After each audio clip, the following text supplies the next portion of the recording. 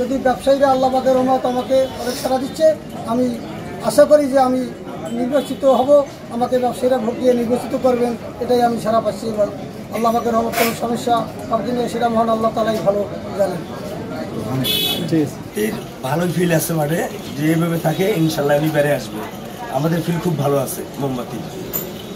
তো আপনাদের কি মনে হয় যে আপনার প্রার্থী নির্বাচিত হলে আপনারা জনগণের জন্য কাজ করতে পারবেন? ইনশাল্লাহ আমাদের জনগণের কাজ ভালো করতে পারবেন। ওই লোক হিসেবে ভালো, 5 ওয়াক্ত নামাজ কালাম পড়ে, ইবাদত করে, নামাজ কালাম করে, ভালো লোক উনি একজন মুন্সি। আর এইভাবে মানে বাজারে যে মানে ভালো কাজ এরা করে যাচ্ছে, আমরা তো তাকেই চাই, আমাদের দরকার তাকেই। আর এই আমরা এই কাজগুলো পাইছি, যে কথাগুলো শুনলাম, এই কাজগুলো আমরা পাইছি, এই জন্য এই কাজগুলো আমরা দরকার, তাকেই আমাদের দরকার। এই জন্য আমার সারা কি মার্কা আপনাদের? আমার মার্কা আছে পুরো মোমবাতি, একেবারে মোমবাতি, খাস বলে মোমবাতি। এই জন্য আমরা বাজারে ঝুঁকে নিচ্ছে, এই কারণে আমি মোমবাতিকে আমরা সবাই বলি। আমাদের প্রার্থী আলহাজ মোহাম্মদ নজরুল ইসলাম মল্লিক, সাধারণ সম্পাদক, ওনার প্রতীক মোমবাতি।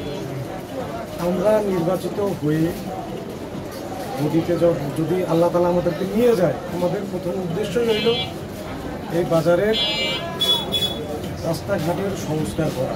2, আমাদের এই বাজারে দীর্ঘ 18 থেকে 20 বছর ধরে আমাদের ব্যবসায়ীর যে মূল লক্ষ্য,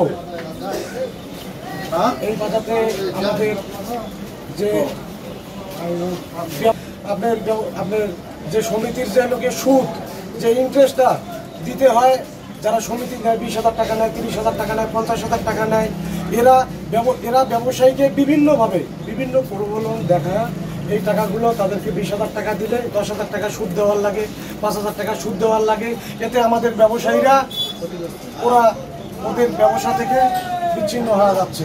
এই ইন্টারেস্টের হারটা, এই সুদের হারটা যাতে আমরা কমাইতে পারি এবং ব্যবসা পরিচালনা করতে পারি, এইটাই আমাদের প্রথম এবং প্রধান লক্ষ্য। আমরা ব্যবসা করতে পারলেই তো আমরা প্রতিষ্ঠিত হইতে পারবো। আর যদি বেশি ইন্টারেস্ট দিয়ে আমাদেরকে ব্যবসা করতে হয়, ঠিক আছে, তাহলে এই ইন্টারেস্টের টাকা দিয়ে মনে করেন যে ওদের আলিমুল গাইব, ওরা বাসায় বউ বাচ্চাকে যে নিয়ে খাবে, এইটার পরিস্থিতি হয় না।